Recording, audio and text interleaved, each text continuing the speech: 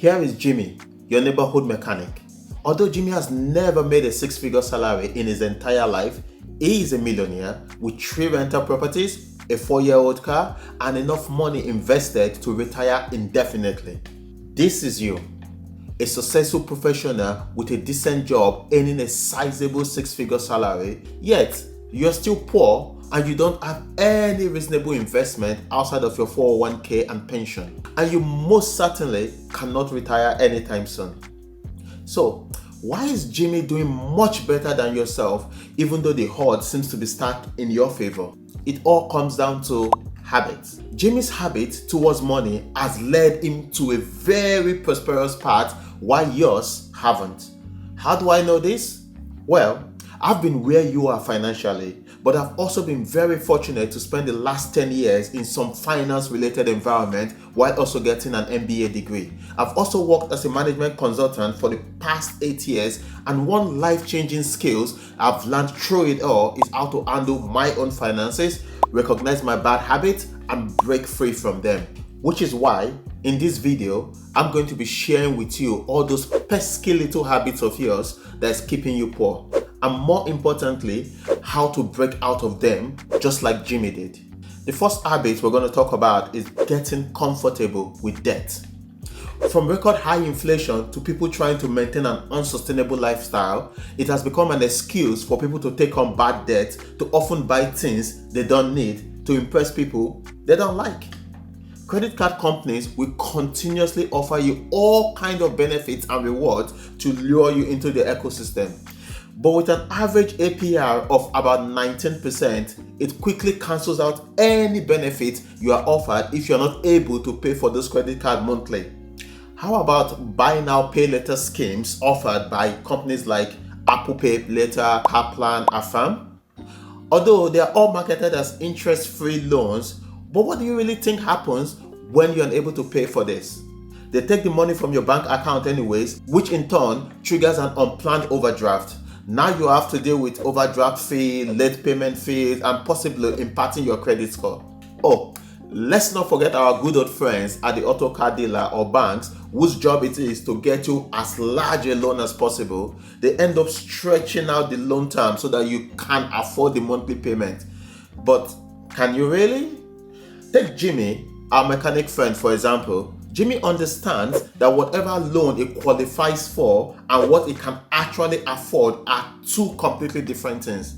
So he made a commitment to himself that unless he can afford to pay for something outright with cash, he wouldn't buy it. How has Jimmy been able to stick to this commitment? Well, that's because he didn't fall for the second habit that's keeping you poor, which is embracing lifestyle inflation. Lifestyle inflation is what happens when your spending increases alongside your income. Simply put, the more money you make, the more money you spend. It often starts off innocently as a way of rewarding yourself for all the hard work and extra effort you put into getting that promotion or raise. You may finally decide to upgrade your wardrobe, buy a slightly nicer car, or even spend a little bit more on restaurants. But here's the problem. Once you start spending money on all those extra little luxuries, they quickly become a necessity. And before you know it, you need to start making even more money to pay for an even more expensive and lavish lifestyle. Now, my friends, that's how you get stuck in the rat race. But our friend Jimmy here didn't fall for that. Not sure why though. Maybe because he's a mechanic. No, maybe because he grew up in a frugal household, or maybe because he just watches and subscribes to finance YouTube channels like this one. Yeah, maybe. So why don't you go ahead and hit that subscribe button, and while you're at it, hit the like button too. It helps the channel out a lot. Thank you. So where were we? Oh yes, Jimmy. In order not to succumb to lifestyle inflation, he made sure that his spending was in no way detected or affected by how much he made. He was only able to do this by not falling for the next habit, which is not tracking your expenses. Many people are able to track their income as it comes mainly from a single source like a salary or wages that's been paid to them by their employers. But when it comes down to tracking expenses, it becomes quite difficult. And this is mainly because of impulsive purchases. These are purchases you make irrationally without thinking it through. Like walking by a bakery and smelling that sweet, flavorful, fresh aroma. It quickly triggers an urge to eat cake and you end up buying it, even though you never set out to buy a cake in the first place. According to researchers, impulse buying accounts for 40 to 80% of all purchases. The unfortunate reality is that the average American spends over $18,000 a year on non-essential items and about $300 a month on random impulse purchases. You can imagine why these people remain poor.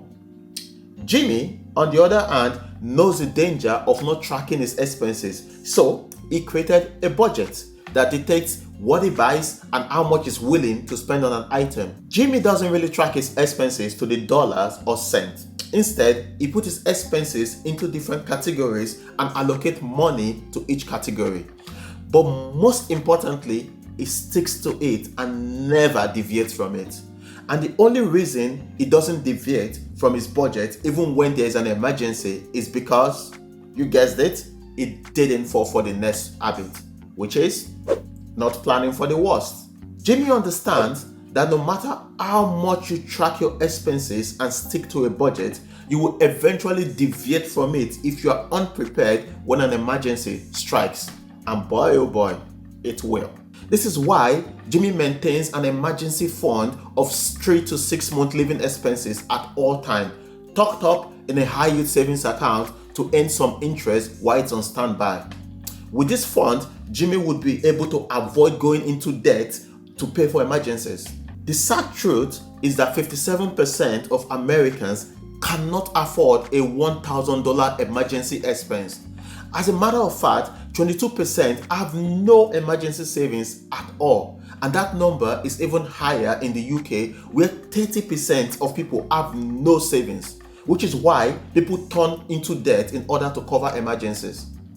In order not to fall into this category, just like Jimmy did, you need to avoid the next habit, which is paying yourself last. In many cases, when people receive their paycheck, their first priority is to cover their rent or their mortgages and then pay off essential bills such as electricity, water, heating. Only after handling these expenses do they actually think about saving and investing. And as you can already imagine, there will be nothing left at this point after accounting for impulsive buying and lifestyle inflation. On the other hand, wealthy people like Jimmy do the complete opposite, as they tend to pay themselves first. Immediately they get their paycheck, they transfer 10 to 15% into a savings account before paying any bills. With these savings, they're able to build an emergency fund quickly and also start dipping their toes into the investing arena. You might think that living on 90% of your current income would be impossible. However, once you've made the decision to limit your spending to 90%, your mind begins to identify unnecessary spending that can be reduced. In the short term, you may need to cut back on certain hobbies and activities, but in return, you develop a mindset focused on building and growing your wealth. And if you're getting any value from this video so far, a sub to the channel would be mindfulness. I stole that from Aaron at Mr. Wiz the Boss. Well, where is Jimmy? Jimmy? Oh, there you are. Yes. From paying himself first and building a decent emergency fund and extra savings, Jimmy decided not to fall into the next habit, which is waiting too long to invest. If you're an immigrant like me, you probably grew up in a household where you were told to always save for rainy days. No one ever talks about investing. As a matter of fact, you are discouraged from investing because your Uncle Bob lost his life savings gambling on the stock. So you've decided to pile all your money in a savings account for safety. But here's the thing, there's this monster called inflation that eats up a significant portion of your money over time. Simply put, your money loses value over time. So To avoid this, you need to start investing as soon as possible so that your money can start working for you and making even more money. If you are new to investing, then I suggest you check out the description for a tutorial I made on how to invest for beginners. You can also find it up here. Another reason why you want to start investing as soon as possible is to take advantage of the magic of compounding. Imagine you are 20 years old and you want to secure a comfortable retirement with $1 million in savings by the time you are 60. Let's assume you invest your money in something like the stock market, which has historically returned an average of 10% annually. If you start investing $200 every month at age 20 and continue doing that for the next 40 years, you will reach your goal of $1 million by the time you are 60 years old. However, say you procrastinated and only started thinking about this at age 30, you then have only 30 years left until retirement. So if you need to save and invest each month to reach that same $1 million goal, you have to save $500 every single month to hit that number. So the point is, the earlier you start investing, the easier it is to reach your financial goal because you can take advantage of compounding. But wait, Jimmy doesn't have to wait till 60 before he retires. He's in his early 40s and is ready to retire. How? Well, that's because Jimmy didn't fall for the next habit, which is having only one source of income. An article on CNBC highlighted that 65% of millionaires have at least 3 sources of income. So you are doing yourself a disservice if you are not actively working on a side hustle to bring in some extra cash, especially if you are late to investing. Having an extra source of income will dramatically help you build wealth much faster, as you would be able to invest the entire extra income, well, assuming you don't fall for lifestyle inflation. This is exactly what I did. So get a second job, start a side hustle, or even set up a business. Just do something. Don't spend the entire evening binging Netflix and YouTube. I see you, Charlie. Yeah, in YouTube, Bob, I see you. Do something. For our friend Jimmy, although he's a mechanic, he also has a blog where he writes regularly and sells courses on how to maintain automobiles. He also has a YouTube channel with over 100,000 subscribers where he teaches people basic car maintenance. As if that was not enough, he started an online shop where he sells mechanical parts sourced from China. Now, that is multiple sources of income. Not relying on only one source of income has helped Jimmy become financially independent. But being poor can mean different things to different people. You can have a net worth of $500,000 and still feel poor standing to someone with $10 million. So, to help you understand if you are indeed poor or doing well financially, even when it doesn't feel like it, watch this video over here and you'll be surprised how you are doing and how you stand financially. But wait, before you do that, do like this video and subscribe to the channel. Thanks for watching and I'll see you over there.